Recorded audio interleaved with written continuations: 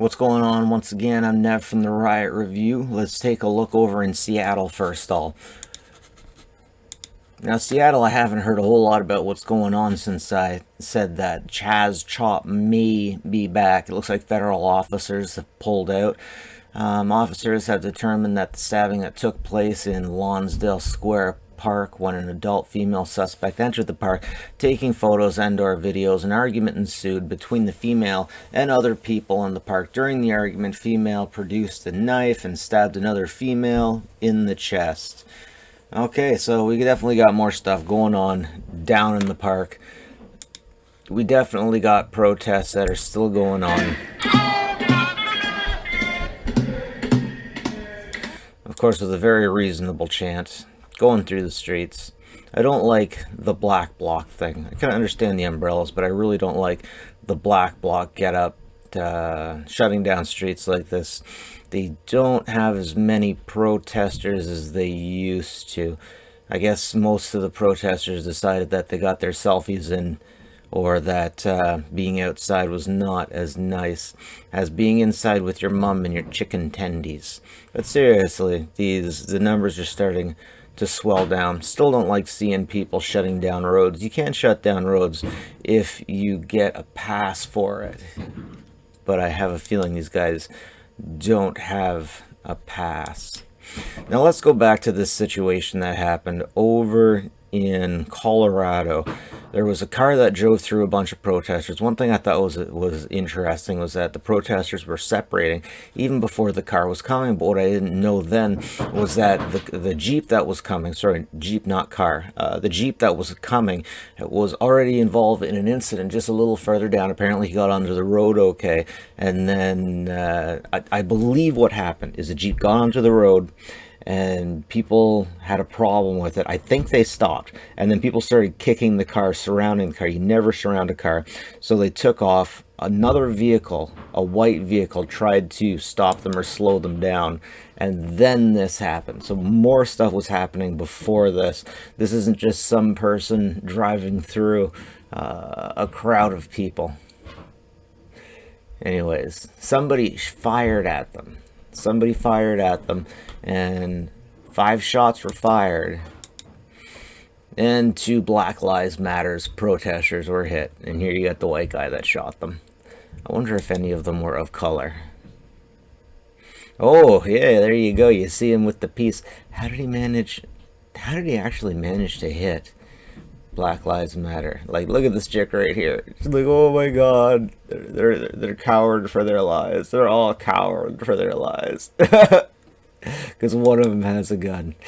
Okay, next we're moving on over to Portland. The protests are continuing out in the residential areas, out in the suburbs. It's like they decided to leave the Portland Federal Building. And I'm not sure if they decided to leave the federal building because the feds left, or because it escalated to the point where explosive devices were being detonated, and possibly that Pig's Head were burned. But once again, we still don't know about those Pig's Head, if that was actually something that happened, or if it happened around there. But there definitely were Bibles being burnt and flags being burnt. But this is where things get interesting, when the riots evolve into the residential areas. Because if you're just peacefully protesting, that's one thing. But if you're peacefully protesting at night, that's another thing. You don't protest at night in black bloc outfits and hope everyone thinks it's okay. You got to get out of that black bloc thing. Now this one's kind of interesting because we seem to get a photo op. We're looking back at the photo op now, and there's somebody fell down. Got to get a picture of that. Good for Instagram, right? Good for Instagram. Yeah, got to get those pictures. The cops are telling him to GTFO. Kicking him out of the suburbs. That's right. Alright, last of all, we still have new information coming from Seattle. Private drive.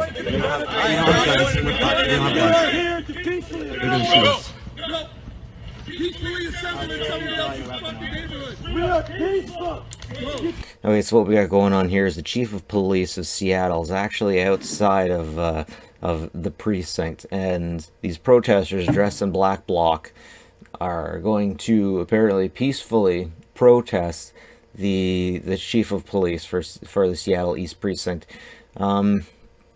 It's stupid to say we're peacefully protesting when you're dressed in black bloc garb. Point to the gun at my face.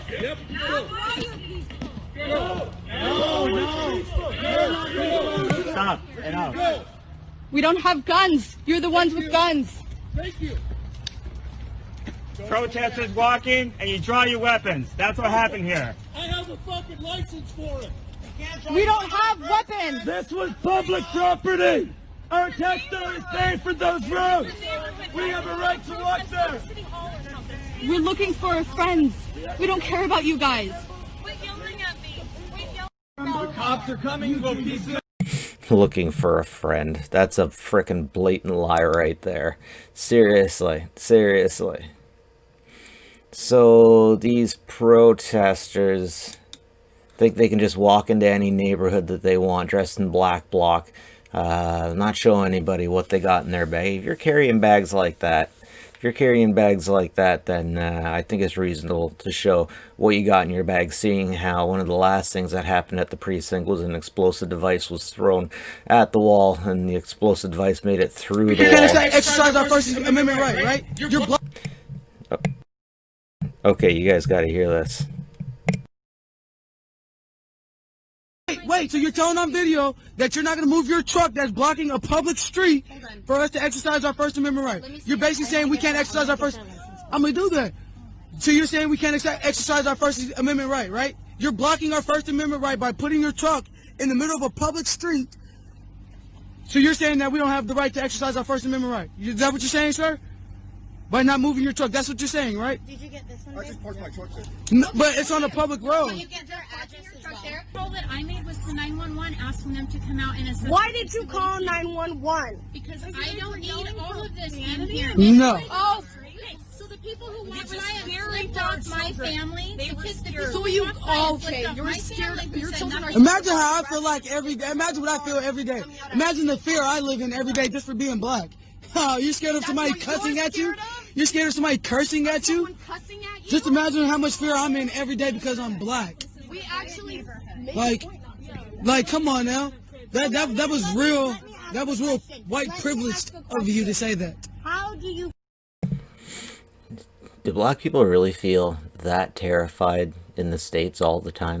Honest question. 1,500, 200 cars. 200? I can't see. I'm just saying. Hey, Oh, you really can't say. Yeah, you really can't say. I can't see. All I see. I mean, I don't know. Those cars can go all the way down to 2 cars, so I know. Do you know why we have cars? Why do you have cars? Okay, so there's definitely more. I'll leave the links in the description. You guys can go through everything on your own. But personally, I think it's reasonable that they shut down these roads because the protesters in Seattle have not all been reasonable. Apparently, this happened at almost about 7:30 p.m. This wasn't a morning thing. This was an afternoon thing. And I definitely wouldn't want the night shift of protesters to be around to be causing anything.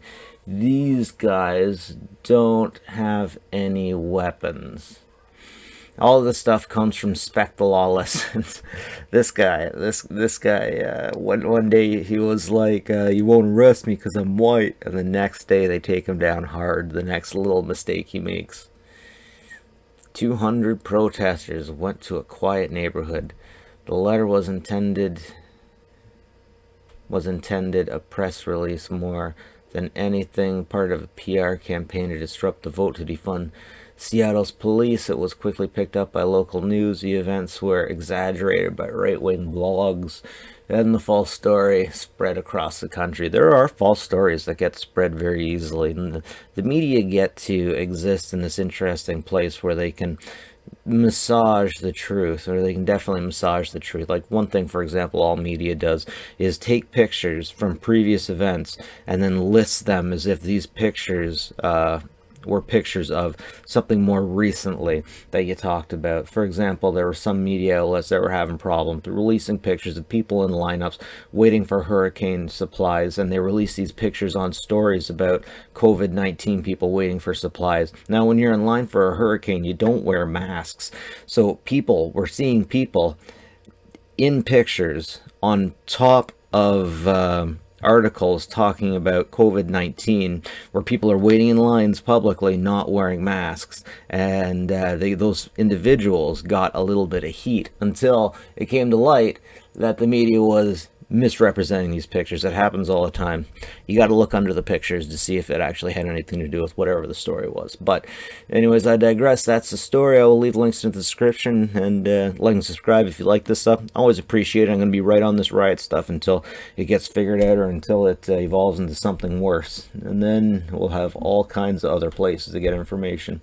I try to be right in the middle with all this stuff. But if you think I've missed something, leave a link. If I've missed a video, if I've missed information, please leave a link, and I will pin that. I want the truth here, and I don't want it left or right. Anyways, have a good one, folks. Be reasonable and be cool to each other.